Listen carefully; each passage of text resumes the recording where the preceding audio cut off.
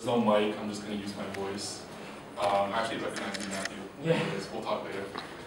So my name is Jeff, and let me just start by introducing who I am. So I recently graduated from University of Toronto. I studied finance and economics. Never really wanted to go down the banking route, so I initially started with a marketing career, well, experience, and then I kind of halfway decided to switch to consulting. So I did an internship at L'Oreal. I went to Montreal for that, and then I did another internship at Pepsi, which was in Mississauga. Hello commute. Anyways, so ultimately I decided that I wanted to get exposure to many different industries while I'm still young, and I don't want to be pigeonholed into one industry. So that's why consulting was a very attractive option for me. Well, attractive career, prospective career. So that's why I kind of went for the recruitment process. And ultimately, I interviewed with BCG, Bain, Deloitte, and Accenture. I actually submitted the wrong application for McKinsey. So they had a summer analyst and a summer associate. If you apply, like in the future, always submit to the summer analyst because that's for undergrads. Associates are for MBA students. So don't make the same mistakes as me. Anyways, so then I ultimately ended up at Bain, did 3 months last summer. I worked in telecom. Can't really say much else about it because it's mostly confidential. But I did get to go to the States and do the whole, like travel and like hotel, get Starwood points, all that stuff. It loses its glamour pretty fast, so it really is the work that keeps people in consulting. So that's a little bit about myself. Let's go on to the situation. The co-founder, his name is Ian. He's not here today because of other commitments.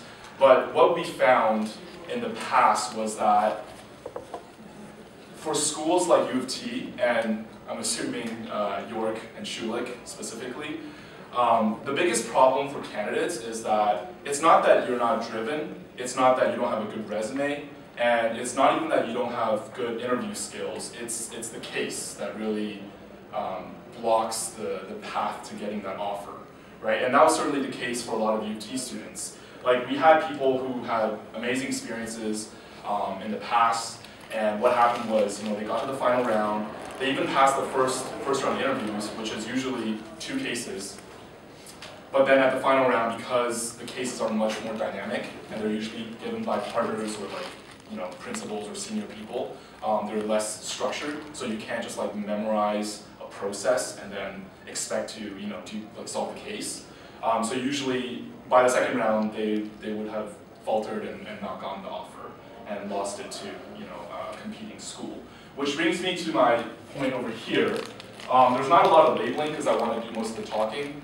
Basically, you see kind of 2 bars. If you imagine on the y-axis, that's basically the offer rate to candidates who go through consulting recruitment.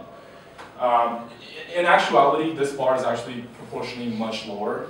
So it's more like 1 to 6 or 7. So when I went through recruitment, at every single firm that I interviewed at, I was one of 2 or 3 UT students when there was 6 or 7 other Ivy kids, 6 or 7 other Queens kids, right? And that's what you expect in this kind of environment.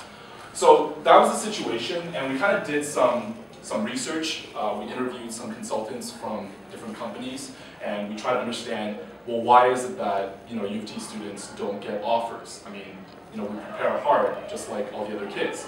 And they kind of broke it down for me like this. So the leftmost bar is the current candidate, right? The current UT/Schulich student. And what they're looking for is obviously, good GPA, right? That's going to add some points. And then good experience is going to add some more points. But as you can kind of see, proportionally, the case interview is way much heavier than those other things. So it's almost like you can use your GPA and your experience, whether it's work experience or extracurricular experience, to get through the first round.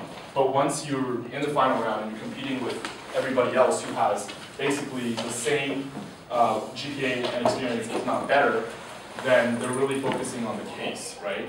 And they said that this is the part that a lot of our students are missing. So my kind of conclusion, preliminary conclusion for today is we decided to target the case interview. So we don't do like resume help. We don't really do behavioral interview help. That's kind of generic, and you can get that from like Career Center or your friends or mentors or whatever. But what we really focus on is helping you crack the case, right? And so ultimately, these three components added together will give you or give them the ideal candidate. So I kind of went ahead of myself, but basically that's TCP is what we're trying to do, is to focus on this part. And then number 4 is program structure. So it's pretty much going to be 5 weeks of intense case interview prep. So you can expect anywhere from 5 to 10 practice cases a week. Now, in most weeks, it's going to be with other candidates within the program. And the reason that Ian and I believe that that works is because when you see other people make mistakes, you'll learn from those mistakes even better than if you never see them, right? Like if you have a mock case with a consultant or with somebody else, and you don't see them do the case, then you're always in first-person view, right? Whereas if you witness someone make a mistake, it'll help you remember that kind of instance better. So part of the practice cases will be with candidates, and then another part will be with actual consultants, which we'll call coaches from now on. And I know some people in the SEC have been helping out with finding, coaches for you guys specifically. So we shouldn't have a problem with that. And then, yeah. So number 5 is fee. So we've ran the program twice, and each time it's gotten more expensive. Now, it's not because we're trying to make a profit. In fact, the first time it was free because obviously it's a beta launch and we didn't know if it was going to work. Actually, 2 out of the 7 people that participated in the program the first time got offers. And then the second time around, it cost each member $55, and we had 3 people. And then 2 out of those 3 people got offers. So as you can see, like the success rate has been improving, and the fee is basically going towards like networking dinners, minor program costs, but mostly the networking opportunities that we really can't afford if there's like 10 of you and then you have to pay for like cocktail, right? So that's the fee. For this time around, it's going to be $85, just to keep that in mind. And I think it's payable by cash, but that's all like logistics, so we can talk about that later. I guess you guys would be interested in the recruitment process. There is a recruitment process for this program.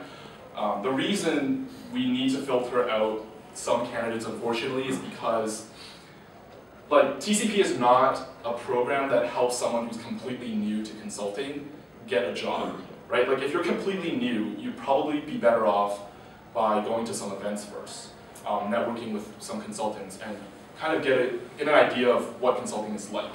TCP really is for people who have thought about it for a while, a few months, maybe a few years. They know they want to do consulting after they graduate, and they've even maybe prepared a few cases, but they haven't done well, so they just need that final push, right? And then most of there aren't any cutoffs in terms of GPA or like work experience, but I'll tell you that on average, in the past, people who have been part of the program have had at least 3.5. I don't know what that is on the York scale, but basically like a 80 plus, 75 plus. And then usually we've picked people who have worked in at least 1 or 2 pretty well-known companies or places. So that's kind of the premise.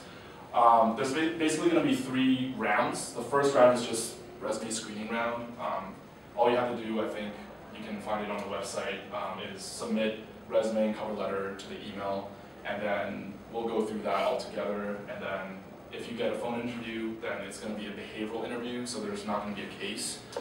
We just want to know, what your motives are, like what are your passions, how are you as a person, and then once you pass that, then there's going to be a final round, and there will be a case in the final round, but not to intimidate you guys. It's not going to be you won't be evaluated as strictly as you would in an actual case interview.